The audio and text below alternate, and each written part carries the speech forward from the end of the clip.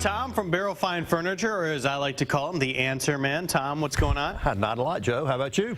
Well, you know, we posted on Facebook a while ago for our viewers to ask us some questions, and we could ask them to you guys and see if you have some answers to help some folks out. And so we have 3 of those questions for you this morning. Not loaded questions, are they, Joe? Well, we'll have to find out. Okay. Our first question comes from Christy Lynn. Christy writes, do you know of any place that could dye leather furniture, or can you even dye it?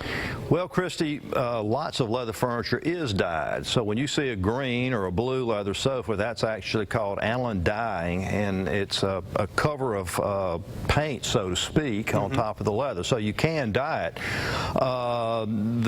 But really, no, there's not any place around here. There are leather repair people. You probably need to look in the phone book or call a furniture store that will come out, and they can do, for example, if you had a mar on the sofa really badly and you needed to have it re-dyed, they can do that. But if you're talking about re-dyeing an entire piece, no, there's no one around here that would do that, nor would I recommend that. Probably just have to go buy a new piece in the color you're looking for. Well, by the time you got through figuring the price of what it would get to dye, sure, yeah, you'd be better off buying a new one for sure.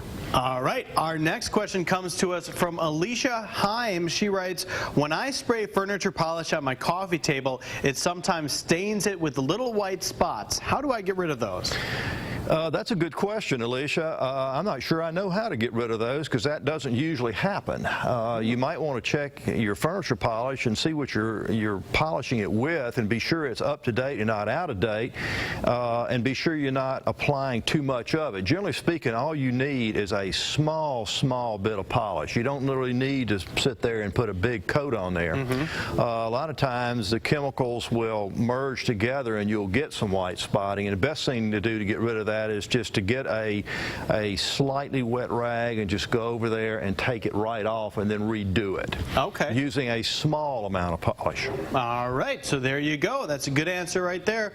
Barbara Robinson, I like this question. She writes, I have dogs, Great Danes to be exact, that are part of my family. I allow them on the couch with me. They are great snugglers while watching TV. I like how she's giving us this extra information. Yes. Their toenails, however, are torturous on my furniture. Can you recommend a material that may be up to the challenge? There's probably no material up to the challenge of handling Great Danes and their claws. I would probably recommend that you find something smaller to snuggle with. However, if you're going to get a sofa with material that would be most apt to withstand the strain of a Great Dane, probably something that's 100% nylon, a microfiber sort of fabric. As a matter of fact, something like this, which is stain resistant. But if the dog starts scratching to dig a hole or whatnot in a sofa, there is nothing other than steel that I know of that would keep something bad from happening. And most people don't like those steel couches. They're not very comfortable. Not very comfortable, Joe. That's right. I wish I could give a better answer, but unfortunately there's nothing impervious to Great Danes to my knowledge. Yeah, and obviously she's not going to get rid of her Great Danes. They're part of the family, so the tip is something that's 100% nylon and perhaps some fingernail clippers. That's exactly right, Joe. All right, and of course, if you have any viewer questions, you can always post them on our Facebook page or email us, studio10@fox10tv.com, and perhaps we'll be able to answer them in a future segment like this. Tom, the Answer Man, thank you so much. Thank you, Joe.